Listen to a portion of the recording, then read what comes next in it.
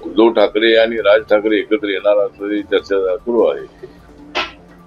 आता ते एकत्र येतील का नाही मला वाटत नाही आहे, पण ते एकत्र यावेत असे अनेक लोकांची इच्छा आहे. म्हणजे ते त्यांनी यायचं असेल तर जरूर एकत्र यावे, पण एकत्र आले तर कायम एकत्र राहावे.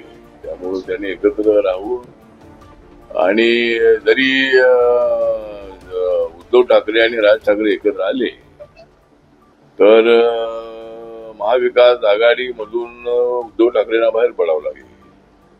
कारण राज ठाकरे यांना काँग्रेस राष्ट्रवादी आपल्या आघाडीमध्ये घेणार नाही.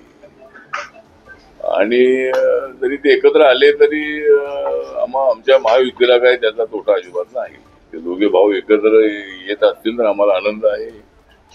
दोघा भावांनी एकत्र राहू अशी आमची इच्छा आहे. आता ते दोघे एकत्र आलेले आहे, पण प्रकाश आंबेडकर आणि मी कधी एकत्र येणार काय मला माहित नाही. त्यामुळं प्रकाश आंबेडकर आणि आपण एकत्र आलो पाहिजे. ते दोन भाऊ एकत्र येत आहे तर आमच्या आरपीआयच्या सगळ्या भावांनी सुद्धा एकत्र आलं पाहिजे. आणि त्यासाठी नक्की भविष्य काळामध्ये मी प्रयत्न करणार आहे. आणि राजकारणामध्ये अशा पद्धतीच्या चर्चा होत असतात आणि चर्चा जरी झाल्याही तरी सध्या मराठीच्या मुद्द्यावर सगळे एकत्र येत आहे. पण हिंदी भाषा जी आहे ती आपण मराठी शाळेमध्ये हिंदी भाषा लागू केलेली आहे. इंग्लिश पण भाषा आहे. त्यामुळं मराठी शिकणाऱ्या विद्यार्थ्यांना हिंदी चांगलं आलं पाहिजे. ती राष्ट्रभाषा आहे. आणि जर त्यांना जगाची कॉम्पिटिशन करायचं असेल, चांगल्या नोकऱ्या मिळवायच्या असतील तर इंग्लिश चांगलं असलं पाहिजे. त्यामुळे इंग्लिशचा विषय त्यामध्ये आहे. तर आता हिंदीचा विषय आल्यानंतर काही लोकांचा विरोध आहे. मला असं वाटतं की राष्ट्रभाषेला विरोध करणं योग्य नाही. तामिळनाडू सारख्या राज्यातून त्याला मोठा विरोध होतो आहे, पण महाराष्ट्रातून असा विरोध होणं योग्य नाही.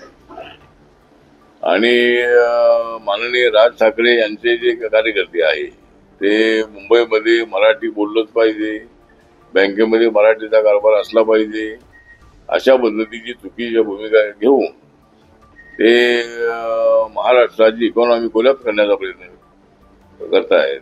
मुंबई ही या देशाची आर्थिक राजधानी आहे.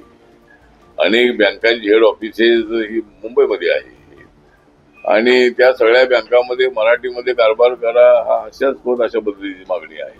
बोर्ड मराठीत लावले पाहिजे ते ठीक आहे, पण बँकांचा कारभार जो आहे तो सगळा कारभार मराठीमध्ये होणं अशक्य आहे. त्यामुळे त्यांच्या मागणीला आमचा विरोध आहे.